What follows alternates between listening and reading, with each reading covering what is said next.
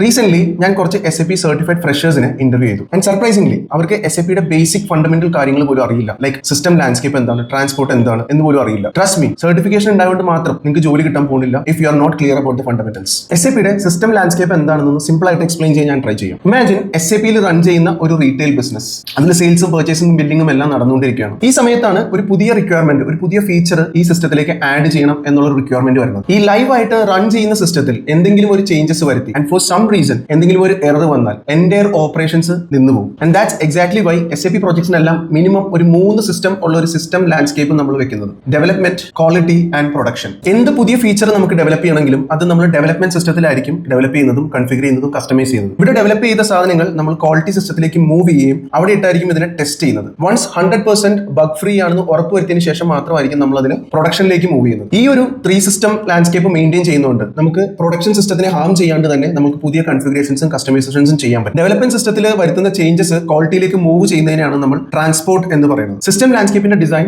Depends on company to company. ചില കമ്പനീസിൽ 5 system വരെ ഉണ്ടാവും, ചിലതിൽ 4 സിസ്റ്റം വരെ ഉണ്ടാവും. എന്തായാലും 3 സിസ്റ്റം മിനിമം എല്ലാ SAP ഇംപ്ലിമെന്റേഷൻ ലാൻഡ്സ്കേപ്പിലും ഉണ്ടാവും. ഇങ്ങനെ ഒരു ലാൻഡ്സ്കേപ്പ് ഡിസൈൻ ഉള്ളത് കൊണ്ട് നമുക്ക് പ്രൊഡക്റ്റ് എന്തെങ്കിലും ചേഞ്ചസ് എക്സിസ്റ്റിംഗ് സിസ്റ്റത്തിൽ വേണമെന്നുണ്ടെങ്കിൽ നമ്മുടെ ലൈവ് ആയിട്ടുള്ള സിസ്റ്റത്തിനെ ഹാം ചെയ്യാണ്ട് പുതിയ ഡെവലപ്മെന്റ്സ് നമുക്ക് ഇവിടെ ചെയ്യാൻ പറ്റും. SAPയിലേക്ക് പുതിയതായിട്ട് വരുന്ന ഫ്രഷേഴ്സിനോടുള്ള എന്റെ അഡ്വൈസസ്, നിങ്ങൾ സർട്ടിഫിക്കേഷൻ പോയിന്റ് ഓഫ് വ്യൂവിൽ ഫോക്കസ് ചെയ്യാതെ കുറച്ചുകൂടി ഫണ്ടമെന്റൽസിലും ബേസിക്സിലും ഫോക്കസ് ചെയ്യുക.